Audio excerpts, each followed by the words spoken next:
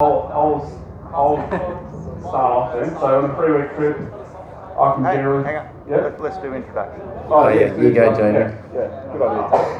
Hi everybody, my name's Jamie Hazelden and I'm a touring drive adventurer. I like travelling the places. I've done it in many different vehicles and I like doing it for long term. Yeah, I'm Mark Fawcett. I'm from Earthcruiser. We manufacture expedition vehicles from 2 tonne all the way up to 12 tonne. 12. Yeah, so I'm Ronny Dahl, mainly educational channel with also some adventure stuff on there. Generally speaking, travel 1 week or 2 week or 3 weeks at a time, not really any further than that. I am planning to leave my vehicle around the country next year, flying like a 5-foot lap, just so I can get the family involved as well. I'm Daniel Fluckiger. My passion is overland travelling and long-term travelling. Can't do it that much anymore because I've got a family and I've got a business to run. So we basically made our hobby to our job, and we did out 2.5 to 3 tonne vehicles to stay in the same terms, and mainly pop-ups. That's where it all starts for us. Awesome. Well, today we're going to talk about, we're talking about like vehicle types and a bit of the setup. Today we're going to talk about what we bring food-wise, equipment-wise for camping. And look, I'll just start here. And if I take the 79, which is a tray back, I like to cook with fire. I'll throw a swag in the back. That's pretty much all I have. Food-wise, the 60-litre fridge. We'll have predominantly food in there because that's all the space I have. So if we do have a few collies around camp, it's generally one out and one in kind of thing speaking. As the trip goes, the vehicle gets lighter and lighter and lighter. We do have a little bit of backup food, and that's just tinned food and stuff, but only enough if some food gets spoiled or the fridge just carks itself or whatever. And with the Troopy, it's kind of a similar setup, except for I can pop the roof. A lot more luxury. Got 2 fridges in there, one with drinks, one with predominantly food. And cooking gear, it's just whatever I can put on the gas burner with that one. When it comes to the 79, with the swag, it's generally a jet boil and cooking on the fire. Yeah. So our vehicles are set up to, I guess, what you mentioned about the fire is pretty normal. These guys have got all the gear, but they still like to cook by the fire. So a lot of gear is taken just to cook by the campsite fire, the pit. But we have induction cooktops and fridges, usually 2. So our biggest setup is a 200 inside and a 70 on the outside, and they typically freeze as much as they can, or get them pre-packed where the food is vacuum sealed, and it obviously lasts a lot longer in a frozen form. They take that with them. Packing is no different to the way you guys do it in a smaller sense to a bigger sense. It's the same deal. You've got to pack with intention that things are going to go wrong, and you've got to slowly go through that food. And if something goes wrong, you've got backup with tins and whatnot. But I guess having a little bit more fridge freezer, we've got a few options there. Same with the drinks and things like that. 1 in, 1 out, that kind of thing. Maybe it might be 4, a bit different because it's slightly bigger, but exactly the same idea. You just don't have that luxury of home. And the other thing is with the onboard 12-volt fridge freezer setups, you can't be opening the door on like a fridge at home and opening it looking, well, what am I going to eat? You kind of have a bit, again, what am I getting out? What am I putting back in? All that costs power, and you really need to be on top of that. So same thing, small or big, it works exactly the same way. And their food preparation is, I would say, planned, usually with pages and pages of what they're doing.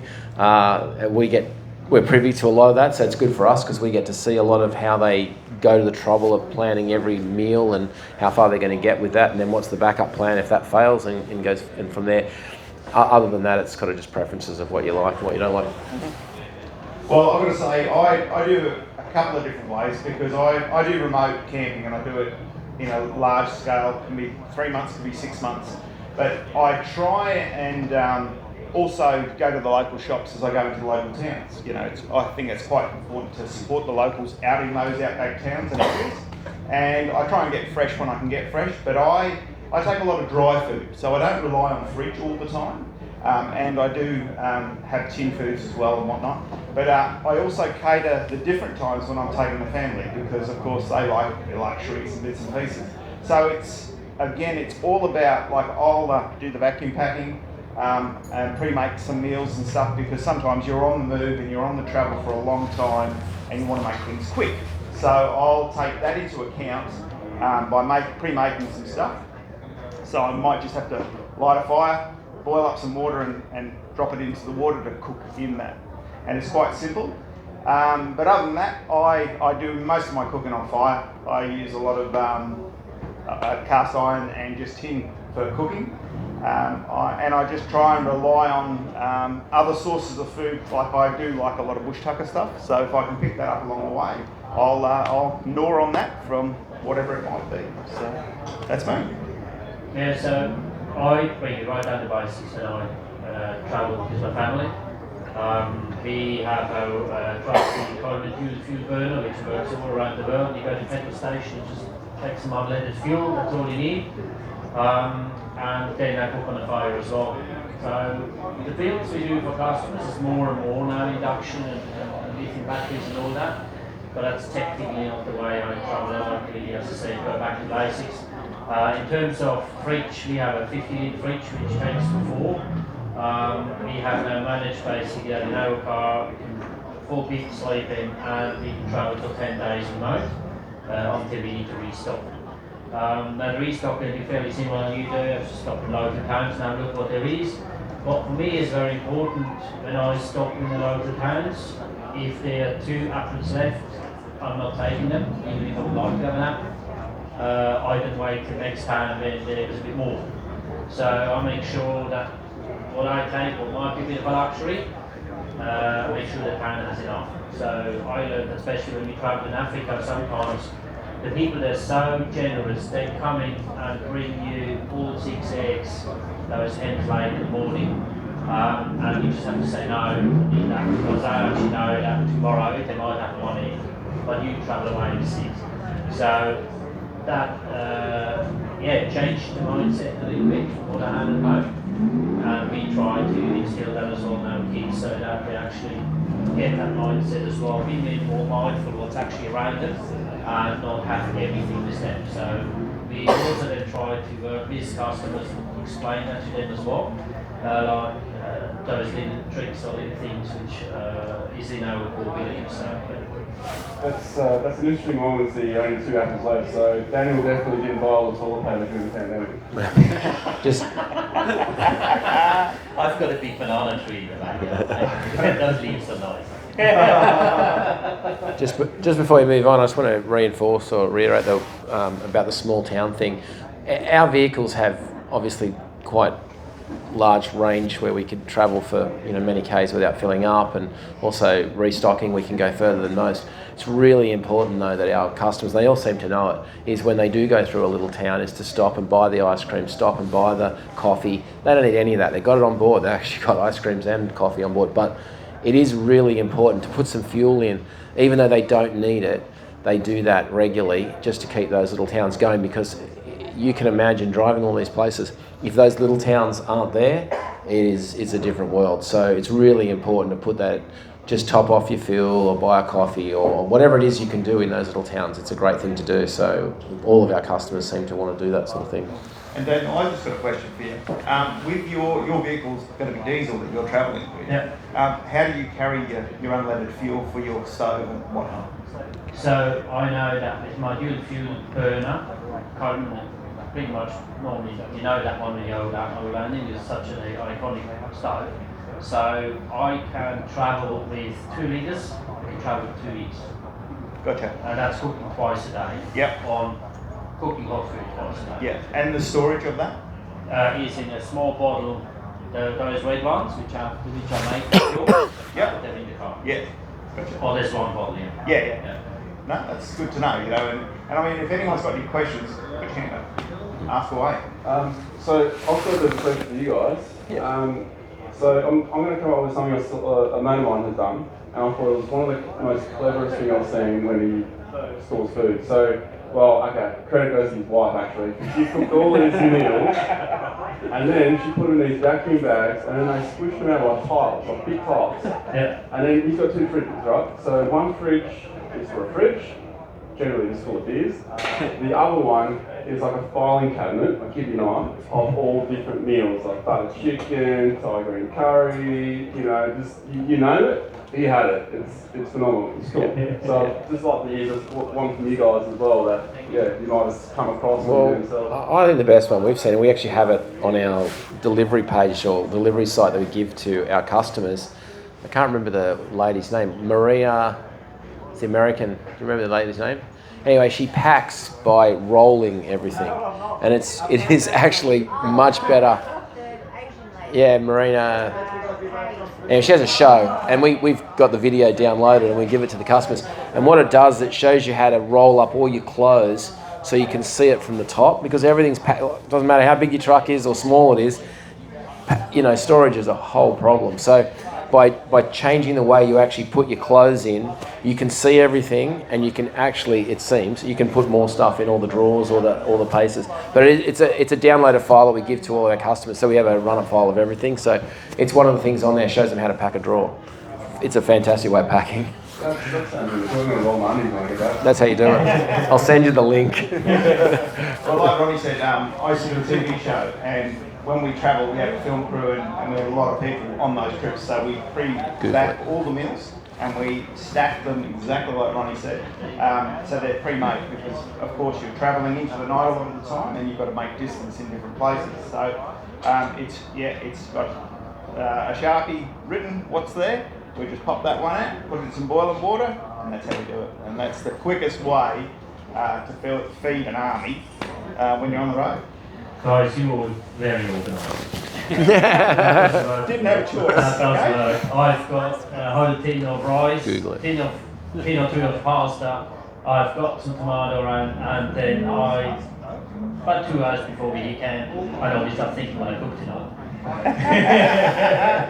But I make sure it's not rice every day. So Yeah. I take the other thing.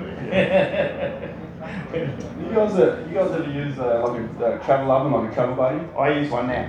Yeah? That's what I use for my lunchtime No, when I'm driving. I've been enlightened. So the last trip I did, 2 of my mates, they both have travel buddy. But they got so sick of Google it. they were anticipating that we weren't going to get to camp till late, right? And they kept missing lunch because I'm just focused. Where are we going? This is what we're going to do. We're doing this, we're doing that. I just don't think about lunch sometimes. So they're constantly craving food. And so they started like putting roast in the travel buddy on the morning when we left after breakfast, and then by lunchtime they just pull up. If I kept going, that's my problem. So I don't have to reverse up, and we were having some. I couldn't believe how good these meals are. Amazing, yeah. Yeah, I'm definitely getting one of mine. Yeah, we fit them into the trucks. So yeah, they're good. Yeah, definitely. I mean, like a short trip down here, if I want to keep moving along the road, I'll just buy some frozen stuff from the general store, and I just pop that into the morning, lunchtime. It's still not. If I know it's going to take longer than the hour, well, then I'll just put it on for 2 hours, because I'll stop, fill up, or whatever I need to do, and we'll just make sure I check it. But what I want to know is how can you sit in the car and smell that food? Magic. That's a torture though, eh? It's like watching a spit, I think. It's nice. Yeah, well, I've seen so many guys that have got it in their canopy, so they miss all that. But mine's right behind the back seat. So, So how do you guys do this bread? Because bread goes off fairly quickly. So what have you got as you know? okay, so in general, if I'm out bush, I don't have bread at all. I just make bread in the camp oven. So it's just the norm. My wife is big on that. She's Swiss, and she always has to make her bread in a camp oven. So that's what we'll have when we're out there. Yeah, I do that too sometimes. So I've always have wraps with me. Yeah, wraps. They could last a lot longer. And so yeah, that's pretty much our lunch now. And if you get the spinach green wraps, you can't tell if they're off. So. True. Yeah, no, there's a bit of a competition making dampers, I think, out there. So they all try different ways of doing it. But the wraps is definitely an easier way. Wraps will win. If you get a bit thicker wraps, you can always toast them as well. Just throw them in there. It's so good. Yeah. So with bread, I'm not going to claim always bake bread, but I occasionally make dampers and stuff. But they generally get eaten straight away. Because we put like jalapenos, salami, cheese in them. So everyone's like, oh, I just want that.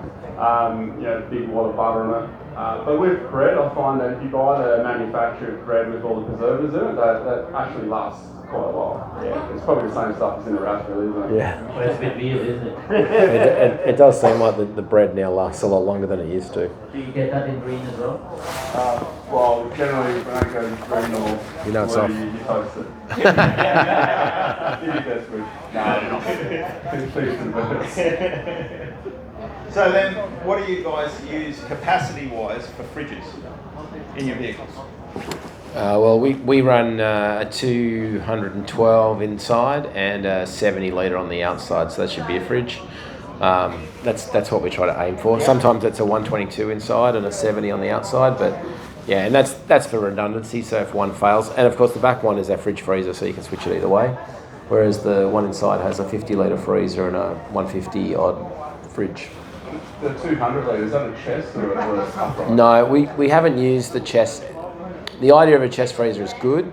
It does actually use a little bit more space with the hinging, with the slides, but we've never been able to find one that one fits in because our vehicles are built in units in how much space we get, and if you were to take out that much more, you lose an entire set of drawers. So we use a Novacool fridge, which we've used for 12 years, maybe 13, 14 years, I suppose. We've had zero failure, and you hear some horrible stories out there. I'm not saying that there's other fridges aren't as good, it's just the ones we use, they're made in Canada. We had a couple of issues through COVID, obviously there was some inspection problems over there, but other than that, they've been insane, like just zero problems, so we just stick with that. But yeah, the chest fridges probably have a great, because they keep the cold in. But. Yeah, that's one thing I've noticed, that I'll have an upright fridge now. I'm used to a 60 litre chest fridge, which I have on the 79. That one works really good. It's one of those outdoor elements ones. Yeah. That's been pretty good. The one I've got over there, I'm still getting used to using, but I think I've kind of nailed it now. I pulled the shelf, the middle shelf out. It's a 65 litre, but the top space is 13 litres of the freezer. So as long as you're smart and you use the freezer, then it works. But you have to freeze something for it to work. At the moment it's full of hash browns, but on a 3 week trip, I'd fill it with steaks, so to keep that. But how I use it now is I'll stack little Tupperware containers, and that seems to work really well. Just got to get, not the cheap ones because it'll leak out. You don't want like your pickle water leaking out everywhere. And then the bottom shelf where the crisper is, that's where I actually put the meat in. And then in the front I have a 13 litre console fridge, which is just for drinks or iced coffees, and then whatever the kids want to put in it, so it's right next to them. So we were for a very long time travelling with a 42, 43 litre fridge, and only a few years ago we went on to a 50 litre fridge. That's enough for what we need for 4 people, so yeah. And no freezer. No freezer at all, only fridge. So then, if you're going long term, you don't go with a freezer or? No freezer. Only that fridge is enough for us. We crave back a lot. If we have meat, we crave back it, and then it might be the last few days, might be no meat. And so, how long do you think you would get out of your cry back meat in the refrigerator? Actually, nearly 10 days. Yeah, I think I'm on 10 days. Yeah, it is nearly 10 days, yes. Yeah. You could get more than that, couldn't you, on a cryo? You can, but it really depends on if you run out of battery power too. In the temperature, how much you open up that fridge all the time and stuff like that. And if you're doing drink for drink, that fridge is getting warmer and warmer. That is actually a really good point. So with an upright there, it comes out every time.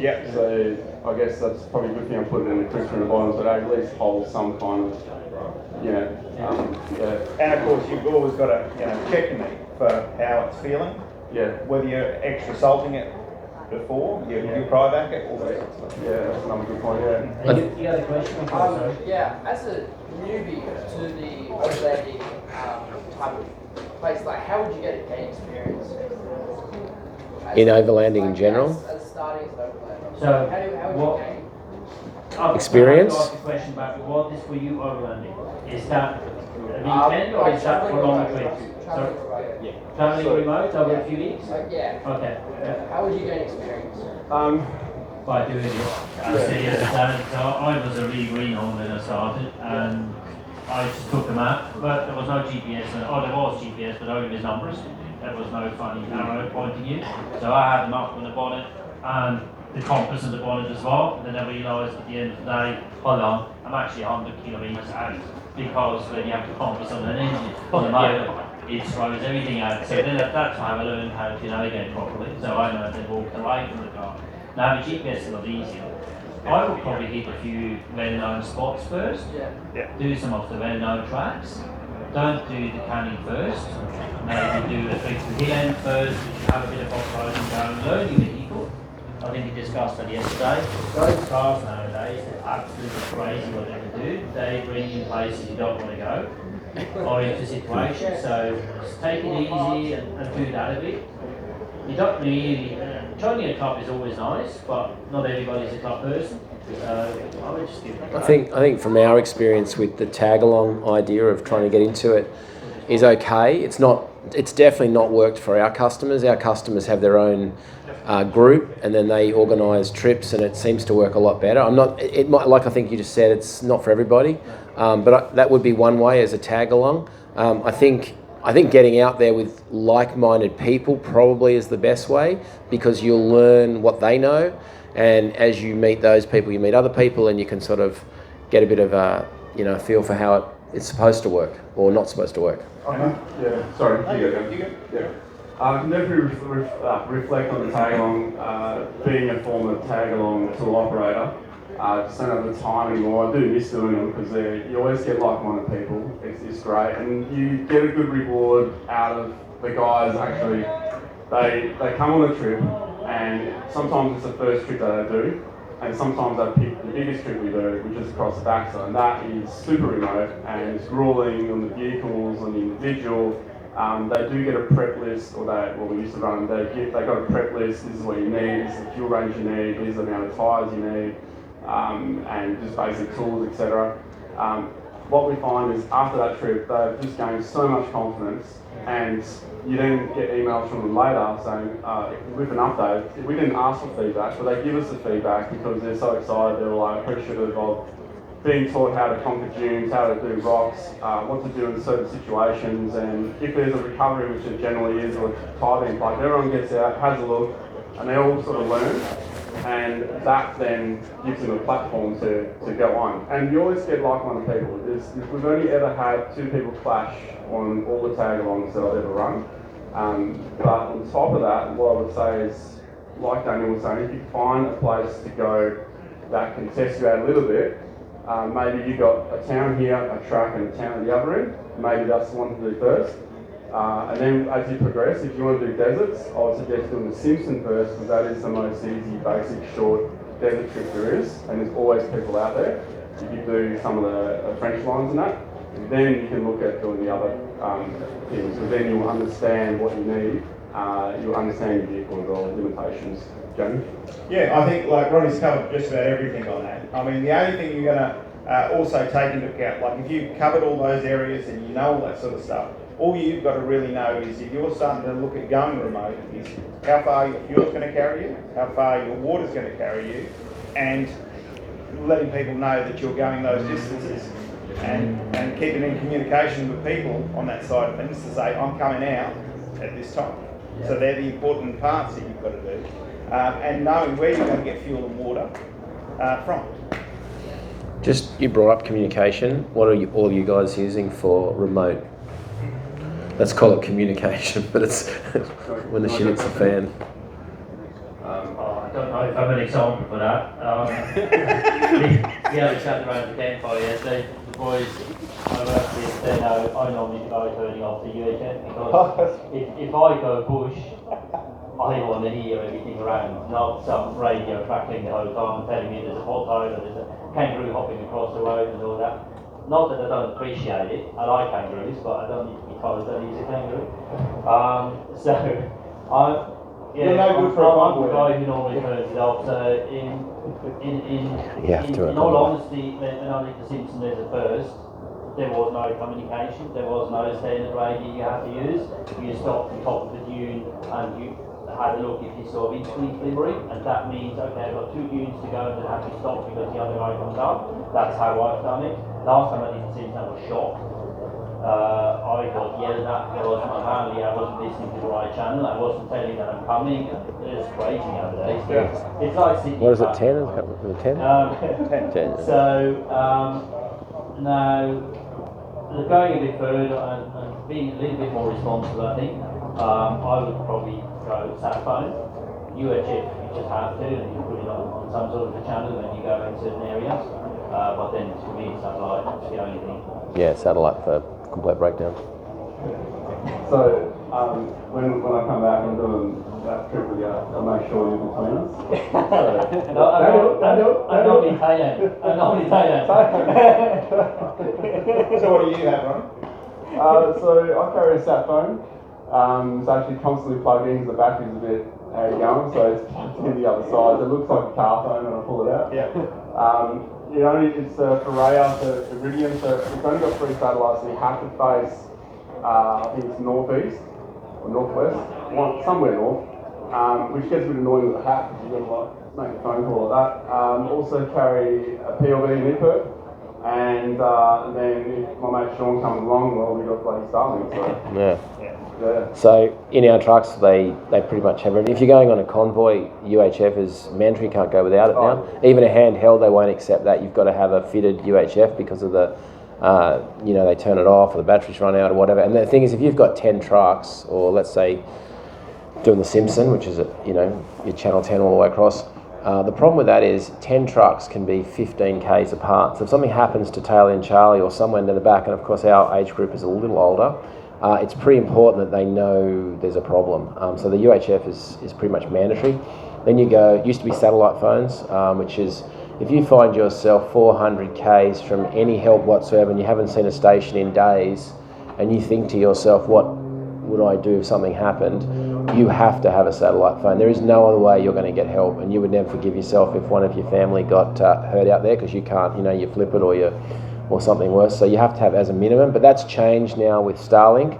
So we went with the selfies, which give you a boost on your mobiles, which is okay. But now Starlink has actually revolutionised. Even the sat phone is completely futile compared to what Starlink can do with a normal phone and normal phone call and communication. We would get a breakdown in, say, the Simpson, where someone will do not the clutch you're thinking about, another one, although that was a good one. We had a Fuso do a clutch out there maybe 2 months ago, and so we're on the phones trying to get them out, get parts, whatever. He was on Starlink, so it was absolutely easy. The whole thing took 2 hours to organise help, clutch, mechanics, the whole bit. Normally that's a 4-day operation to get someone out of something like the Simpson with a clutch blown. So Starlink's changed everything. And the problem with an EPIRB, I would just say, is that under government regulation, if you release an EPIRB, the government, whatever state they're in, have to go. It's not like they can sit on their hands. They've got to send someone at least from a local station, not police, it could be just a farm. They have to get someone out to where that EPIRB was released. So it's really important you understand there's a cost to letting an EPIRB go. Someone has to go with a satellite phone or a Starlink. You can make a phone call and go, everything's all right, I just need XYZ. So there's a big difference in cost as well if something goes wrong. Yeah.